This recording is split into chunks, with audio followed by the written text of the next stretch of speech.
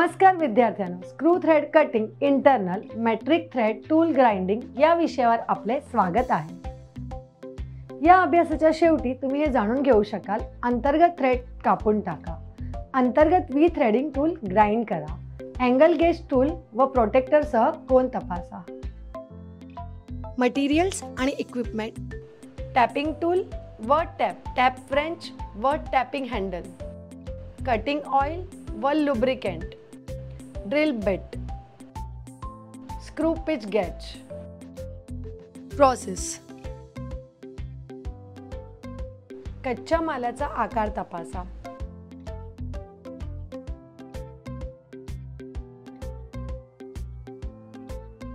Four जो चकच्या आत सुमारे 10 मिलीमीटर जॉब धरा आणि ट्रू करा।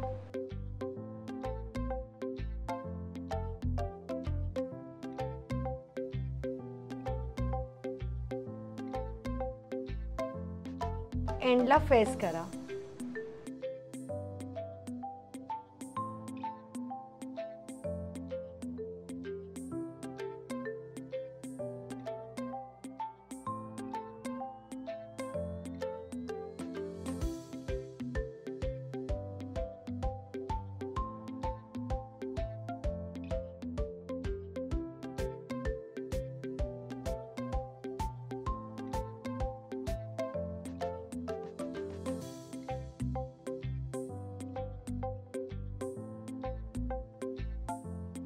रफ आणि फिनिश बाह्य व्यास 48 मिलीमीटर शक्य लांबीवर टर्न करा।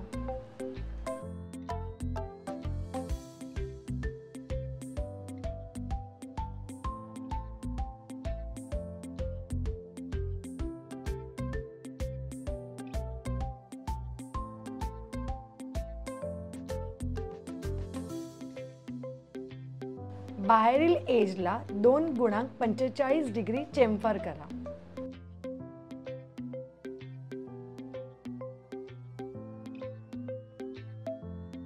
थ्रेड्सच्या मूळ व्यासामध्ये एक छिद्र बोर करा आणि ड्रिल करा।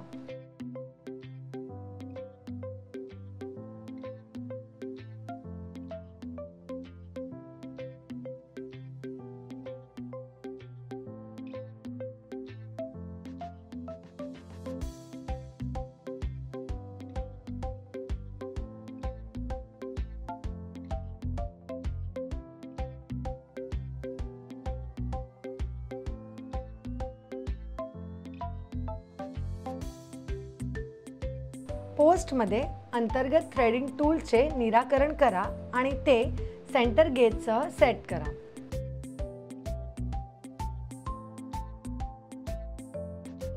मशीनला 3 मिलीमीटर पिच आणि स्पिंडल स्पीड लीव्हर रफिंग स्पीडच्या 1/3 वर सेट करा।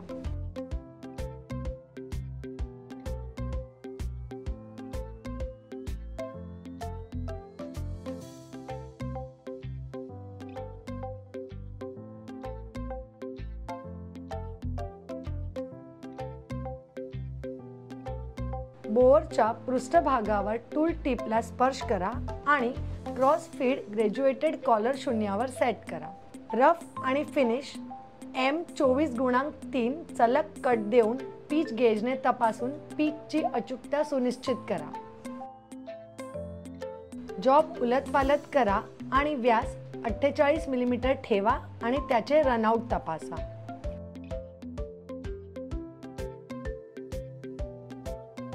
जॉबच्या एंडला फेस करा आणि एकूण 32 मिलीमीटर लांबी राखा।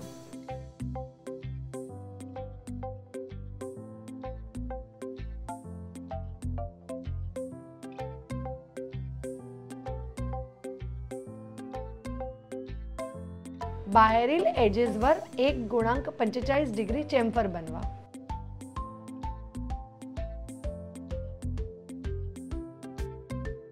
थ्रेडिंग टूल ग्राइंडिंग साठी पेडेस्टल ग्राइंडर तयार करा।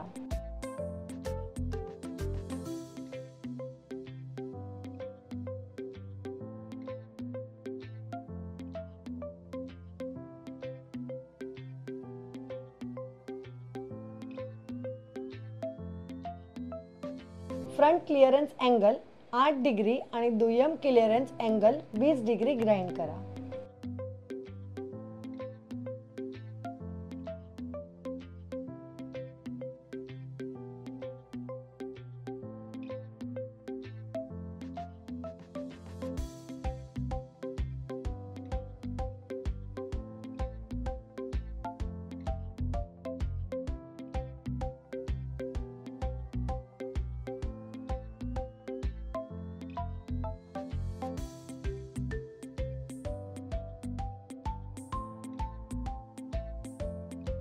फाइव डिग्रीजच्या साइड क्लिअरन्स अँगलसह आणि 30 डिग्रीच्या साइड कटिंग अँगलसह थ्रेड ग्राइंड करा। दुसरी बाजू ग्राइंड करा आणि क्लिअरन्स अँगल 95 डिग्री आणि थ्रेड कटिंग अँगल 30 डिग्री ठेवा।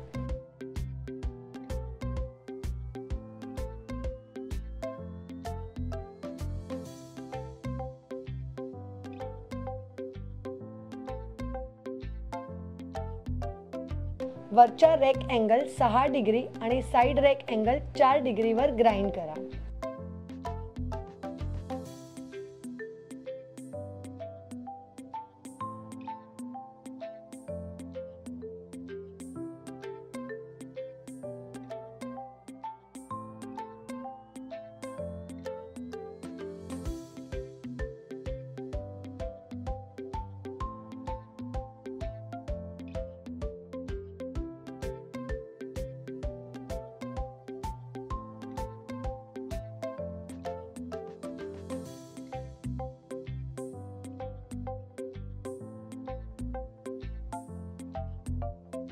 नोज रेडियसला 0.3 ते 0.5 मिलीमीटर पर्यंत ठेवा। ऑइल स्टोनसह डिबर करा।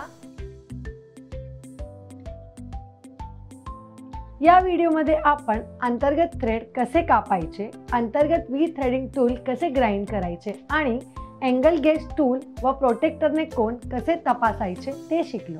मला आशा आहे की तुम्हाला या सर्व संकल्पना आणि प्रात्यक्षिक समजले असतील। आमच्या पुढील व्हिडिओमध्ये आम्ही तुमच्यासाठी आणखीन एक अद्भुत संकल्पना घेऊन येणार आहोत। तोपर्यंत काळजी घ्या।